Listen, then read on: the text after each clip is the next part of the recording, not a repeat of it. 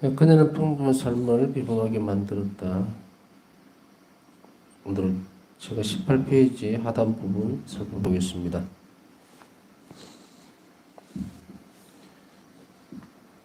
그녀는 평범한 삶을 비범하게 만들었을 때에 어떻게 평범한 것을 비범하게 만드는 것인가? 그 방법은 하나님에 대한 사랑이죠.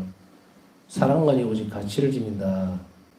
그래서 인간적인 사랑이 아니고 하나님께 대한 사랑으로 모든 일들을 할 것. 이렇게 요약을 할 수가 있겠죠.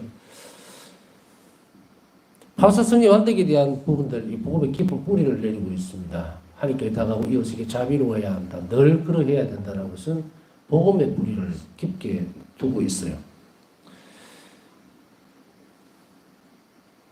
지난 시간에 본 것은 하나님께 다가오고 이웃에게 자비로움이라는 짧은 구절로 파사 성녀가 우리에게 무엇을 모범적으로 주었느냐 하면 바로 이겁니다. 근데 이 부분이 하나님께 의탁이라고 하는 것에서 살펴보면 복음에서는 믿는다라는 그런 말로만 이렇게 드러납니다. 그래서 많은 상황에 있어서 보면은 복음은 이렇게 얘기를 하고 있죠. 하혈병을 앓던 여자도 이렇게 예수님 옷자락만이라도 만질 수 있으면 낫으리라고 하는 것을 믿었다. 이 믿음이라는 것이 이제 바울의 사도에게 가서는 희망이라는 것과 연결이 되어집니다. 희망, 망덕, 소망 이렇게 연결이 되죠. 그래서 이게 믿음과 소망이라고 불리는 그 희망이죠. 망덕. 그거하고 연결성은 이미 의탁의 학교에서 다 다뤘기 때문에 그것을 여러분들이 저 처음 듣는 이야기인데 하면은 처음으로 다시 돌아가셔야 됩니다. 그래서 처음으로 가서 의탁의 학교와 자비의 학교를 다시 차근차근 배우면서 올라와야 그 다음 단계 부분을 이해를 할 수 있어요. 제가 전에 아마 그 말씀 한번 드린 적이 있죠. 신학교 때 이제 1학년 때 들어갔으니까 영성서적을 읽어라 그러니까 1학년 때 못 모르고 칠청산이라는 것을 잡았다가 아주 혼이 났어요. 도대체 읽기는 읽는데 읽어요. 읽는데 무슨 말인지 하나도 모르겠는 거예요. 그러면서도 이렇게 보여지기식은 아닌데 하여간에 이 정도는 읽어야 안 되겠냐 이제 신학생인데 했다가 아주 그냥 덮어버린 적이 있어요. 제가 신학교 때 실패한 책들이 초기에 실패했던 책이 칠청산이에요. 그 다음에 두 번째로 실패했던 것이 아우구스티노 성인의 고백록입니다. 이게 당최 무슨 소리인지를 모르겠어요.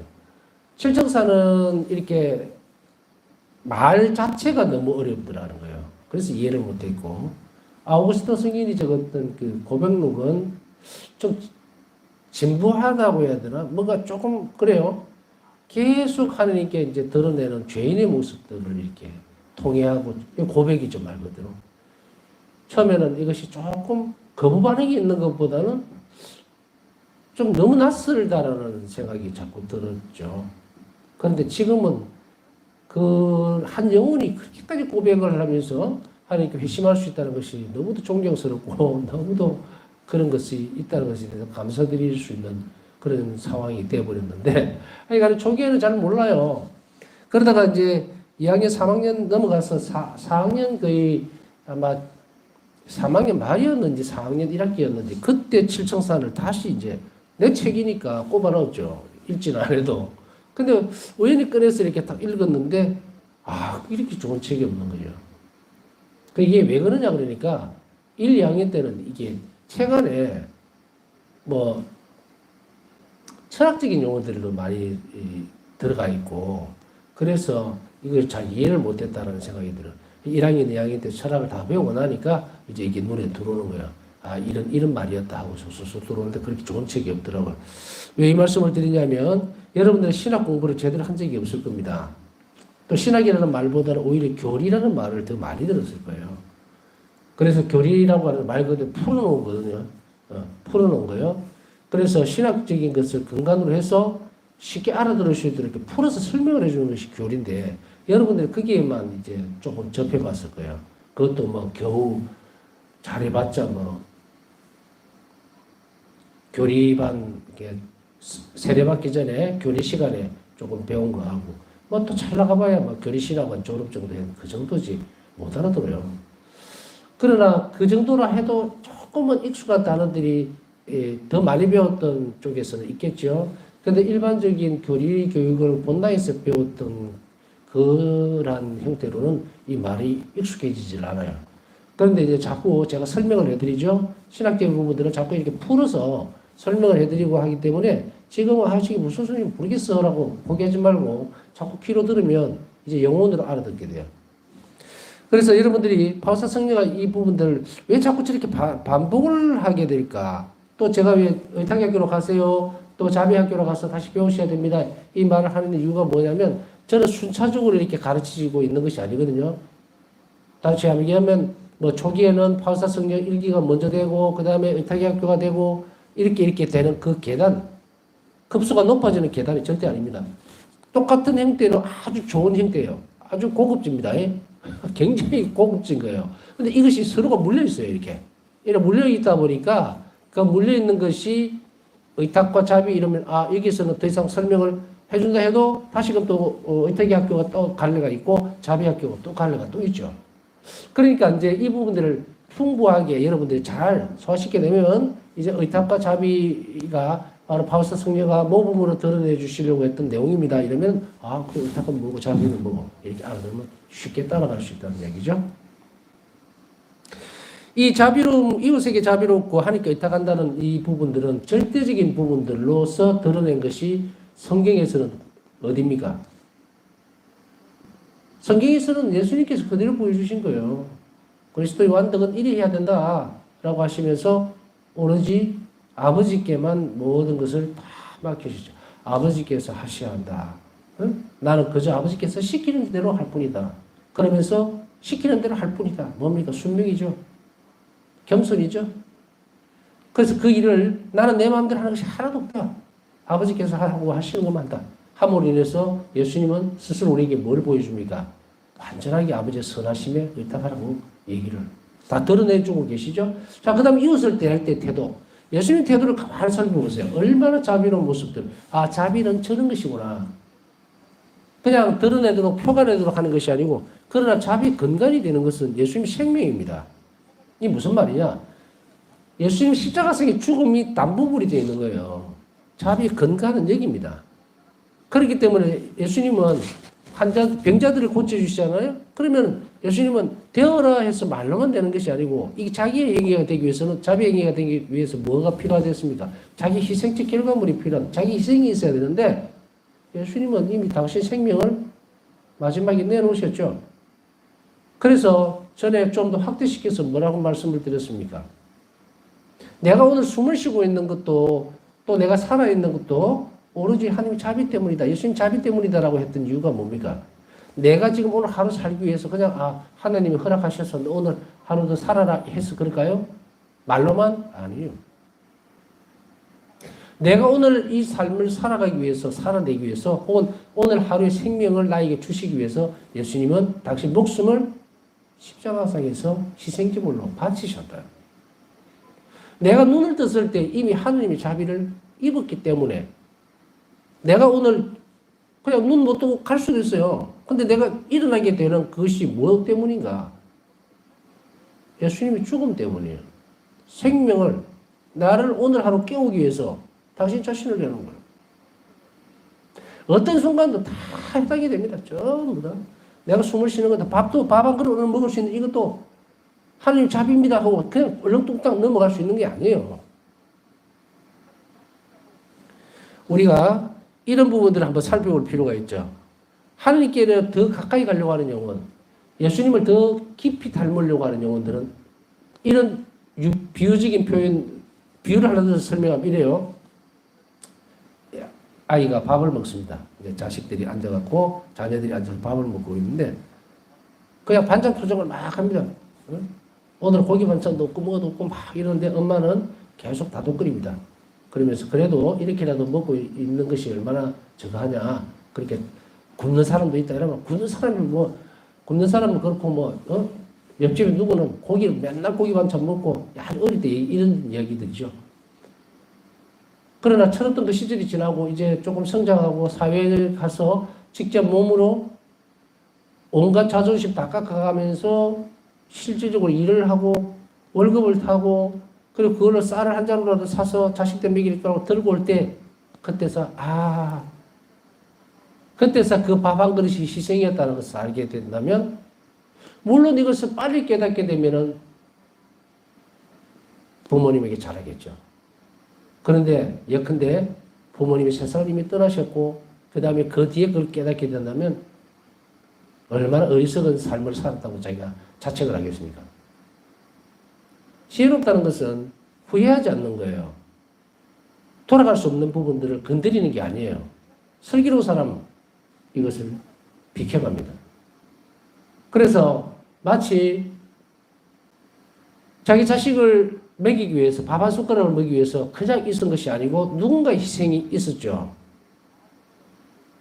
아버지가 그냥 공사판에 가서 힘들게 그냥 들짐을 지고 올라가서 하루 동안 하고 돈을 받아온 그것으로 끝납니까? 들여다보면 얼마나 많은 모욕적인 말을 들어가면서 또 무시당해가면서 자식들 생각해서 그거 다 가져왔을 때 그건 종합적인 거거든요.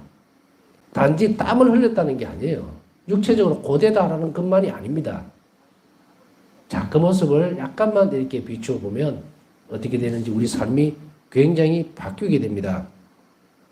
이것을 많이 이해할수록 많이 내 삶 안에서 받아들일수록 우리는 하나님의 자비를 어떻게 한다? 더 깊이 알 수가 있게 돼요. 예수님은 평생 이제 그 공생활 전체를 하시면서 끊임없이 한적한 곳으로 가셔서 아버지께 기도드리시는 모습을 보여주고 있습니다. 그냥 단지 한적한 곳에 가서 예수님 그냥 기도하셨을까? 아닙니다. 예수님은 모범을 보여주시고 제자들은 그 모습을 보면서 한없이 선하신 아버지께 온전히 삶을 의탁하고 있는 모습들을 발견하게 되죠. 복음에서 그게 다 드러나죠. 그래서 복음 안에서 어떤 사람은 예수님이시니까 일어나라. 중풍병 보고 일어나라. 그리고 들것을 들고 가라. 눈먼 사람 눈을 낯설주고 눈 떠라. 죄 용서해 줄게. 이렇게 굉장히 쉬워 보이죠. 그 모든 일들을 위해서 무엇이 필요하냐면 예수님의 십자가 죽음이 필요했다는 것을 알면 이거는 그냥 놀라울 정도는 아닙니다. 기절할 정도예요. 그런데 여러분이나 저나 자기 가치적인 측면에서 봤을 때 우리는 솔직히 한번 들여다보자는 말이에요. 내가 하느님이 나를 위해서 죽어야 될 만큼 내가 가치 있는 사람이라고 나는 생각하는 거예요. 예수님은 얼마나 억울하겠어요. 우리 한 명 한 명이 너무도 소중하고 가치가 있기 때문에 당신 생명을 내놓았는데 실제로 자비를 입은 우리 자신들은 그저 별 볼 일 없는 사람들처럼 그렇게 행동하고 술이나 먹고 말이야 난장이나 부리고 열심히 기도도 안 하고 내일 모레 무슨 세상이 확 망해버리는 것 같이 막 아무데나 이렇게 퍼지르고 다니는 그 모습 봤을 때 예수님은 따로 고통을 받으시는 것보다 이 고통이 얼마나 큰지 잃어버린 영혼들이 또 당신을 외면하는 이 영혼들, 돌아서 있는 이 영혼들이 그것이 더 아프다 그래요. 더 고통스럽다.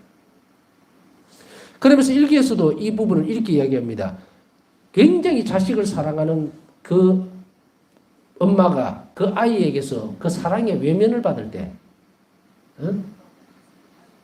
그것을 몰라줄 때 그 아픔을 아느냐. 단지 작은 부분을 설명해 주는데도 우리가 알아들으라고 가르쳐 주신 거예요. 우리가 어떻게 영성생활을 해야 됩니까? 어떻게 기도생활을 해야 됩니까? 어떻게 예수님을 사랑할 수 있을까요? 저는 예수님을 사랑한다라고 얘기하면 제가 얘기했던 이 영역대로 살아내줘야 됩니다. 그래서 이 영역 안에 살기 위해서 가장 큰 잣대가 뭐냐면 여러분 오늘 하루 자비로웠습니까? 어느 순간에만 자비로운 것이 아니라 어떻게 하면 자비로울까를 고민을 한 번이라도 해봤습니까? 어떤 사람들은 먹고 살기 바빠서 오늘 장사하니까요 정신이 없어가지고 또 혹은 오늘 장사가 참 안 되고 속이 상해가지고 돌아가세요. 이렇게 옆으로 장사가 안 돼갖고 속이 상한 게 아니라 예수님은 그렇게 자신을 당신에게 한 번도 시선을 안 준 그 사람이 속상한 사람이에요.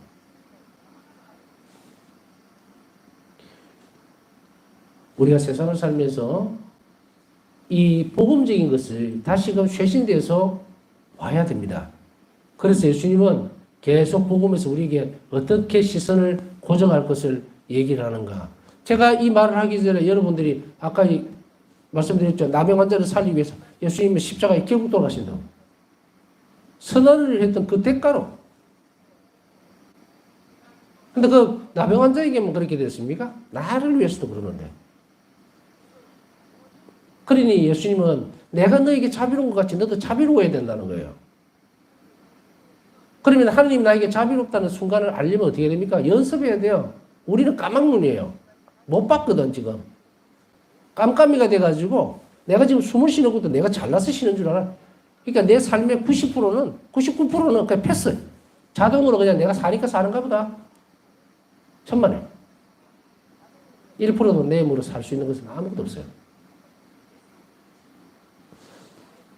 그리스도교 신앙의 정수는요. 우리가 아무것도 안 해도 됩니다. 그저 하느님이 예수님을 통해서 자비롭다는 것을 드러내는 것에 대해서 감사드리고 그리고 찬미하는 것으로 족합니다. 아버지가 우리에게 원하는 것은 내 아들의 사랑을 너희들이 인정해달라는 거예요. 받아들여달라. 그것만 되면 내가 다 해주겠다. 얼마나 놀라운 일입니까?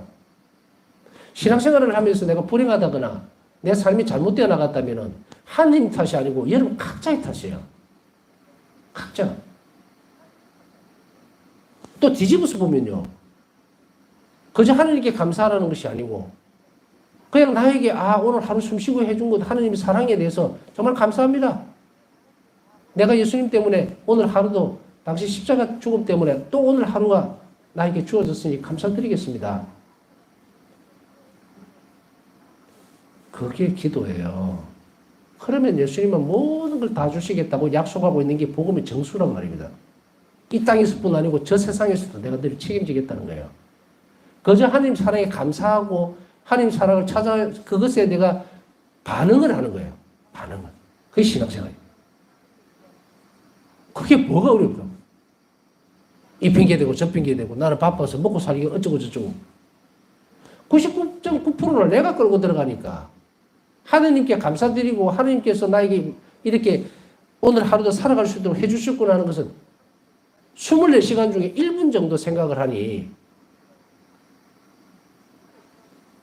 품삯을 받는다면 1분밖에 못 받는 거예요. 1분. 24시간 일하는 그렇게 사는 사람은 24시간 동안 축복을 받는 거고 1분 동안 내가 그렇게 안 했으면 1분밖에 축복을 못 받아요. 그러니까 더 투덜거릴 이유가 하나도 없어요. 하나님이 우리에게 원하는 것을 주실 때 이게 어떻게 보면 다른 학교들을 보면 일꾼들을 불러오래서 일을 시키죠. 보도가 대소장인 제일 마지막에 온 사람부터 계속 한 달한테씩 쭉 나눠줄 때 불평을 막 할 때 내가 너한테 잘못한 게 뭐냐? 이 말의 의미는 뭘까요? 단지 우리가 보면은 그냥 엿장수 마음대로 다 응? 아니면 열심히 마음대로 하실 수 있다. 그걸로 끝납니까? 포도밭이라는 그 일의 어떤 특성을 한번 잘 보세요. 그게 하나님 밭이에요. 그러니 그 일만 하라는 거예요. 그 일만. 그러면은 수확한 것을 내가 다 주겠다는 거예요. 그것에 대한 대가는. 먹고 살고 있는 거 이거 다 주겠다 이 말이거든요. 자, 이만큼 중요한 것이기 때문에 바울서 성령에 있어서 오늘 새롭게 이제 다시 한번 더 강조했던 부분만 잘 생각을 하셔야 됩니다. 내가 오늘 정말 내일 행복해지려면 내일 열심히 자비로워야 돼요. 그리고 절망하지 말고 희망 잃지 말고 아이고 주님 제가 절망 속에 빠졌습니다. 도와주세요. 저는 할 것이 없습니다. 이제 더 이상 맡기고. 이게 의탁이에요. 뭐 좀 말을 설명을 하니까 엄청나게 많죠. 이게 의탁의 태도는 어떻게 되고 어떻게 되고. 그냥 저는 아무것도 못합니다. 이제 인간적으로 모든 것이 끝나버렸습니다. 주님만이 하실 수 있습니다. 살려주세요. 의탁의 태도예요. 이만큼 큰 태도. 그걸 연습을 하는 거예요. 내가 절망 속에 있어. 그래. 내가 배우니까 보니까 이 의탁의 태도에서 가장 빼버려야 될 것. 그게 이타기 태도를 가지는데 불필요하고 정말 쓸모없는 것, 그건 절망이구나. 절망은 뭡니까? 하나님을 안 믿는다는 것이 아니에요. 자비를 거절하는 겁니다. 하느님은 하실 수 있습니다가 아니고 하느님은 못하십니다. 이거는 내적 분열이 일어난 상태에 하느님은 절대로 손을 못 댑니다. 자, 이게 복음의 진리가 이쪽으로 와 있다면 이제 예수님께서 우리에게 보여주셨던 모범은 여러분들이 복음을 볼 때에 예수님 희생적 가치로 인해서 그것이 이루어진 거예요. 자비가. 그래서 아까 얘기했듯이 그만큼 큰 희생이 있을 때에 그것이 가능해졌다면 우리가 자비를 베풀어야 되는 그 태도도 어떻게 해야 된다? 내 희생적 결과가 따라가야 된다고 계속 강조를 하죠. 그것은 예수님의 모범을 따라서 그렇게 해야 된다. 그래서 마음으로만 그냥 돈 몇 푼 주고 뭐 이렇게 하는 게 아니라 정말 진정으로 그 사람을 위해서 미사도 드려주고 기도도 해주고 밀어 넣어야 돼요. 밀어 넣어야 돼요. 내가 손해 안 보고 아무런 것도 없이 그냥 입으로만 되는 그런 것들로서 자비로움 베푼다? 가능한 문제인가? 자, 우리가 자비기도 이제 말이나 행동이나 기도로서 늘 자비로워야 된다 할 때 기도. 그래, 나는 기도밖에 못해. 그럼 기도만 하고 입으로만 아주 편안하고 안락한 그런 상태에서 입으로만 한다? 그게 자비로운 태도. 그게 자비의 기도가 그게. 그러면 뭐 기도를 할 때 뭐 물구나무 서기를 해서 기도를 하면 정말 그게 희생이 들어간 기도인가? 그런 의미 아니잖아요. 그 기도를 하기 위해서 일상적인 어떤 일에서 희생할 수 있는 것이라면 하라는 이야기예요. 늘 할 수 있는 각오가 되어 있을 때 그런 사람이 드리는 기도가 자비로운 기도가 될 수가 있다는 이야기예요. 만일 어떤 할머니가 어떤 몸이 불편해서 밖에 나올 수도 없는 그런 할머니가 무슨 희생적인 부분들을 가져올 수 있을까라고 생각할 수 있겠죠? 여러분들은 어떻게 생각해요? 다리가 불편해서 바깥으로 못 나와요. 근데 지금 내가 말했던 대로라면 뭐 희생을 할 게 있어야 내가 기도하면서 희생을 바치든지 할 거 아니냐라고 하겠죠? 그렇다고 해서 그분이 그러면은 그냥 자비기도 바치는 그 시간 그것만으로 희생으로 충분합니다라고 얘기를 할 수 있을까? 틀렸습니다. 틀렸어요. 뭐가 맞을까요?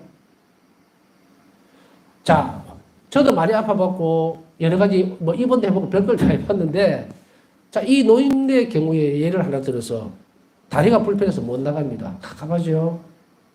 답답합니다. 누가 자기를 찾아오지 않고 외롭죠? 무슨 말을 하고 싶어 하는지 아시겠죠? 외로움을 하나님께 드리고 내가 다리가 아플 때 그 다리 아픈 고통을 주님께 봉헌하고 이렇게 내놓을 때 그게 희생이에요. 응? 충분히 할 수 있죠? 못하는 사람 아무도 없어요. 그것에 합쳐진 기도가 참된 자비의 기도인 거예요. 예수님은 바로 이런 부분들을 이제 그러면은 아이고 이것을 어떻게 해야 될까? 뭐 예수님 십자가상의 순환에 결부시키면 이 가치는 엄청나거든요. 그러니까 할 수 있어요. 다. 그것을 잘 가르쳐 준다면 또 그것을 실천적으로 한다면 여러분들은 행복해질 수밖에 없어요. 그래서 나중에는 여러분이나 저는 주님 때문에 참 행복했습니다라고 하면서 세상을 끝내야 될 거 아니에요. 이 세상을 살면서 뭐 잘 먹고 잘 살게 해줘서 고맙습니다 하고 끝낼 거예요? 아니거든. 가야 될 거 아니에요. 이 세상 안에서 우리를 돌봐주시기라고 약속하신 예수님을 따라서 우리는 그 길로 또 가야 됩니다. 영원히 살기 위해서. 그러니 허투루 듣지 말고 이 부분들을 여러분들이 계속 실천하도록 애를 써야 됩니다. 그것을 모범적으로 보여준 거예요. 자, 이제 여러분들이 앞으로 본당에서 미사 참여할 때나 복음을 들을 때에 예수님의 이런 행동들이 전부 자비로운 행위였다라는 것을 중점적으로 보고 잘 들고 신부님들 복음 강론을 할 때 그 형태로 예수님이 어떻게 자비로우셨는지 또 우리에게 어떻게 자비로우라고 가르치는지 그게 중점을 두고 잘 들으세요. 그러면 여러분 영혼이 참 빨리 자랍니다. 자, 이 부분은 하나님께 의탁하고 이웃 자비로움이라는 짧은 구절로 요약될 수 있다고 얘기했고요. 바울사도의 영성은 자비 성부 순위의 카리스마의 바탕을 두고 있으나 신비주의 절정에서 예수님이 친히 완덕으로 옮기셨다. 바사순녀의 영성은 자비 성모순녀의 카리스마의 바탕을 두고 있어요. 그래서 이 수녀원 이름이 뭡니까? 자비의 성모수녀원이에요. 그래서 자비의 성모수녀회가 창설될 때에 사람들에게, 이웃에게 실천적인 자비를 드러내기 위해서 이 수녀원이 생겼단 말이에요. 카리스마라고 하는 것은 특성입니다. 와, 저 사람 카리스마 있다. 이래 할 때는 뭘 얼굴에 불떡 이렇게 빠르게 떠오릅니까? 아주 단호하게 이야기하고, 날카롭게 이야기하고, 뭐, 줄줄 널리 갖고, 이렇게 막 꼬리 자르듯 이렇게 안 하고, 딱 정확하게 말하고, 확실하게 확신을 주고, 이래 되면은, 그러는 것을, 단호함, 그죠? 직설적인 것, 이런 걸 두고, 저 사람 카리스마 있다. 이렇게 얘기하죠. 그 부분에 특화되어 있다는 이야기거든요. 자비의 성모순녀 수녀들은 자비를 베푸는 데 특화가 되어 있는 거야. 기도로서 자비를 베풀고 또 현실적으로는 도덕적으로 타락한 여성들을 보호하고 그들을 하나님께 다시 데려가는 거야. 그죠? 청년한 뭐 이런 매춘부들이라든지 술집 적대부라든지 이 전부 다 육적으로 타락한 사람들이죠. 이 다시 데리고 와서 예수님께 돌아오게 만드는 거예요. 기도하고 단순하게 무슨 뭐 바느질이라든지 또 혹은 어떤 다른 기술을 배우고 사회 안으로 돌려보는 게 아니라 회개하고 하나님 자녀로 다시금 살아갈 수 있고 하나님께 의탁하면서 평생을 살아갈 수 있는 그것을 만들어서 내보내는 거예요. 이런 카리스마에 한정되어 있지 않고 신비주의의 절정에 바오사 성녀는 신비가이기도 합니다. 하나님 자비 신비를 우리에게 전해주시니까 신비가예요. 마찬가지로 하나님 자비를 보았기 때문에 뭐 봤다는 표현밖에는 쓸 수가 없어요. 이 비시오라고 하는 본다는 이것은 눈으로만 본다는 의미는 아닙니다. 우리 영혼도 봐요. 그래서 하여간 단어는 이런 단어를 쓰기 때문에 한 자비 신비에 대해서 꿰뚫어 보고 있다. 그것을 누가 가능하게 해주는가? 예수님이 허락해 줬다 얘기했죠. 여러분들도 열심히 기도하고 열심히 살면 하나님이 그런 은총을 줍니다. 예수님이. 그래서 바오사 성녀에게 있어서는 이제 이 신비주의 절정이라는 것은 이제 완전히 한 자비 신비에 대해서 묵상하고 완벽히 이제 관상으로 접어들었죠. 이것을 그 다음 완전한 특성, 완덕으로 딱 이끌어가는 데 있어서는 뭐가 필요합니까? 예수님의 개입이 필요한 거예요. 그래서 예수님은 친히 이 바오사 성녀의 자비의 신비, 그것을 꿰뚫어보는 이 절정, 이제는 삼위일체신 하나님이 주신 그 아리스 신비도 꿰뚫어보고 있는 그 은총을 받았죠. 그래서 이것을 예수님이 친히 이제 완덕으로 올려놓습니다. 그래서 일반적인 신비주의가보다는 아주 특이하게도 바오사 성녀는 실전적인 많은 특성들을 쌓아가면서 이제 의탁과 자비라는 그 집을, 큰 기둥을 어떻게 세워나가는지 확실하게 드러내줍니다. 그러니 뭐 아까 말씀드렸듯이 복음에서 진리로 드러난 것을 바오사 성녀는 완전하게 그냥 기둥을 세워버린 거예요. 누구든지 이걸 세울 수 있게. 또한 우리가 이런 것을 배우고 익힐 수 있는 것은 바오사 성녀에게 예수님께서 직접 가르치신 모습들은 없었습니다. 적어도 이 신약에 들어와서 예수님께서 직접 어느 신비에 대해서 혹은 그 신심에 대해서 어떻게 하면 살아낼 수 있을까 이 방대한 양을 직접 가르치신 분은 바오사 성녀밖에 없어요. 그러니 이것을 우리가 접할 수 있고 살아낼 수 있다면 우리는 그냥 너무도 쉽다면 좀 아니지만 정답을 가지고서 갈 수가 있다는 이야기예요. 이제 왔다리 갔다 할 이유가 하나도 없겠다. 이 말입니다. 이 영성은 하나님 자비 신비를 사랑하는 사람들에게는 특히 알기 쉽고 매력적이다. 하나님 자비 신비를 사랑하는 사람들. 우리는 하나님께서 나를 자비롭게 돌봐준다면 너무도 행복하겠죠. 이것은 모든 것을 다 포함한단 말입니다. 사람들은 얼핏 하나님 자비를 입었을 때 어떤 사람들은 복음에서 어떻습니까? 가난한 이들에게 베푸는 자비는 예수님이 직접적으로 야, 돈 좀 나눠줘라 이렇게 안 하시죠. 어떻게 했습니까? 총무가 있죠. 우리말로 하면 총무가 회계라 그러나요? 다 알아서 남는 것들을 모아서 다 나눠줬죠. 그러니 이들은 간접적으로 하나님 자비를 입었을까요? 아니에요. 예수님이 시키신 거예요. 그러니 예수님께서 직접 하셨던 일이에요. 그러나 이 부분에 있어서 물질적인 부분은 제가 가난합니다. 자비를 베풀어 주십시오. 한 푼 주십시오. 하는 그런 사람에게 동전 한 입을 주는 그런 경우의 케이스보다는 우리에게 와 닿는 건 뭡니까? 병고라든지 악령을 쫓아낸다든지 우리의 어떤 어려움들을 해소하는 그런 쪽으로 기울어져 있죠. 그러나 물질적인 축복도 우리는 원하고 바라죠. 살아가는 데 있어서 필요하니까. 이 모든 것을 전부 다 얘기하는 겁니다. 그래서 하나님 자비를 입기를 바라고 그리고 하나님 자비의 신비를 하나님께서 너무나 놀라운 일을 하셨다는 그 신비를 찬미하고 예찬하는 사람들에게는 특히 이 부분을 알기 쉽다 이 말이에요. 바울사순녀는 하나님의 자비에 대한 신심을 따르는 사람들과 사도들에게 특별한 모범을 보여줍니다. 그녀의 영성이 이 신심과 매우 밀접하게 연결되어 있기 때문입니다. 바울사순녀가 많은 성인들 중에 아주 특출한 것은 이 바울사순녀의 영성이 신심과 연결되어 있기 때문이에요. 그래서 바울사순녀의 영성을 따라가면은 바울사순녀가 보이는 게 아니라 자비로신 예수님이 보이도록 되어 있어요. 신심을 가르치는 거예요.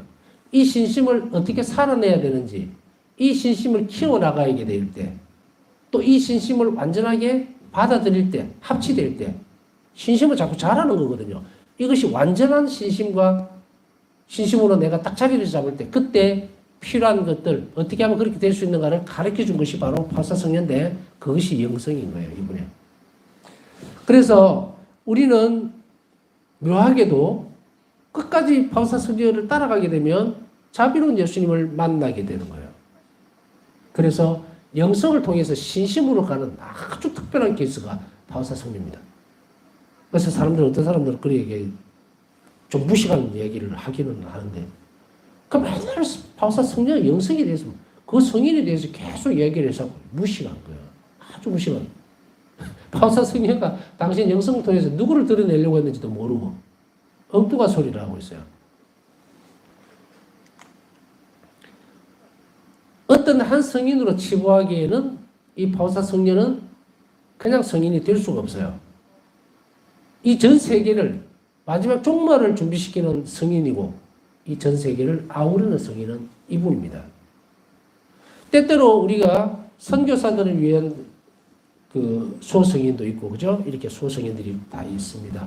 그러나 바울사순녀는 어떻습니까? 전 세계를 아우르는 성인이에요. 이것은 단지 뭐 어떤 성인, 대성인이다 뭐 이런 의미가 아니고 모든 이들이 자비 신심은 다 믿어야 되는 거예요.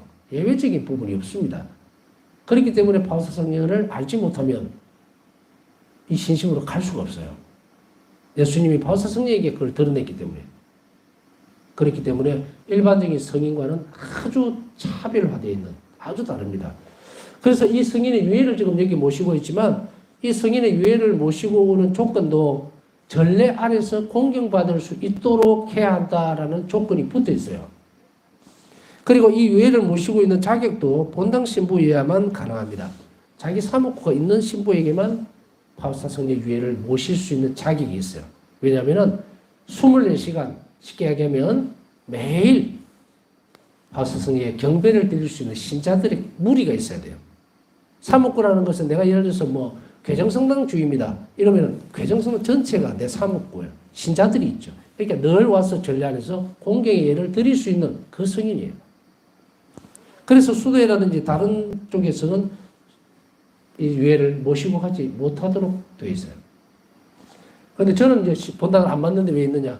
제가 본당 신부일 때 모셔왔으니까 내가 죽을 때까지는 나하고 같이 가지고 내가 모시고 있어야 돼요.